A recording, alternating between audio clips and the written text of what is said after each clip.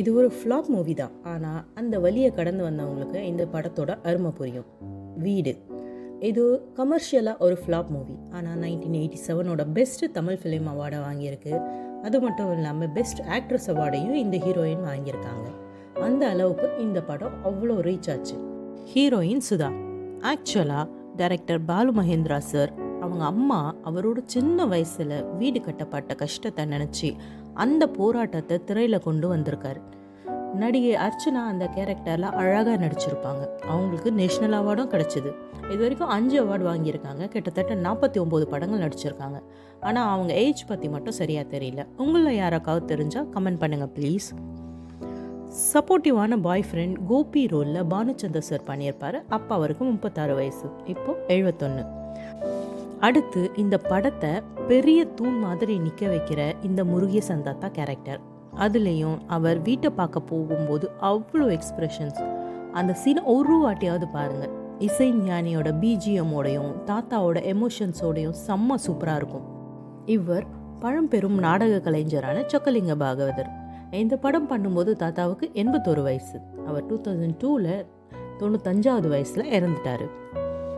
ஹீரோயினுக்கு சப்போர்ட்டிவாக சித்தால் மங்கம்மா ரோலில் பசி சத்யா நடிச்சிருப்பாங்க. இவங்க நிறைய படம் நடிச்சிருந்தாலும் அவங்க ஏஜ் பற்றி சரியாக தெரியல.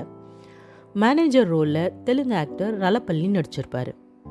அடுத்து மேஸ்திரி கேரக்டரில் ஒரு விரல் கிருஷ்ணாராவ் நடிச்சிருப்பார். பஞ்சாயத்து ஆஃபீஸர் ரோலில் செந்தாமரை நடிச்சிருப்பார். பஞ்சாயத்து கிளர்க் ரோலில் வீரராகவன் நடிச்சிருப்பார். இன்னும் நிறைய சப்போர்ட்டிங் கேரக்டர்ஸ் இந்த படத்தில் இருக்குது.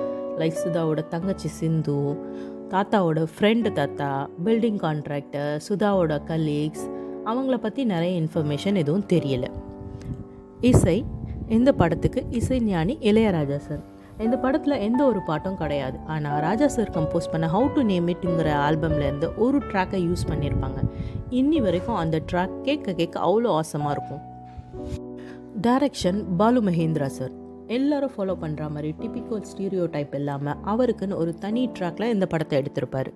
ஸ்டோரியும் ஸ்க்ரீன் பிளேயும் அப்படியே ஒரு சாதாரண மனுஷனோட போராட்டத்தை சொல்கிற மாதிரி இருக்கும். இதில் எந்த ஒரு சுகர் கோட்டிங்கும் இல்லாமல் அப்படியே ஆக்சுவலாக பிக்சரைஸ் பண்ணியிருப்பார். Hats off to you. அப்போ அவருக்கு 49 வயசு. அவர் 2014 74வது வயசில் இறந்துட்டார். இந்த படத்தில் இன்னொரு இம்பார்ட்டண்ட்டான ஆனால் ஒரு உயிர் இல்லாத கேரக்டர், அது கூடவே நம்ம ஃபுல்லாக பயணிக்கிறோம்.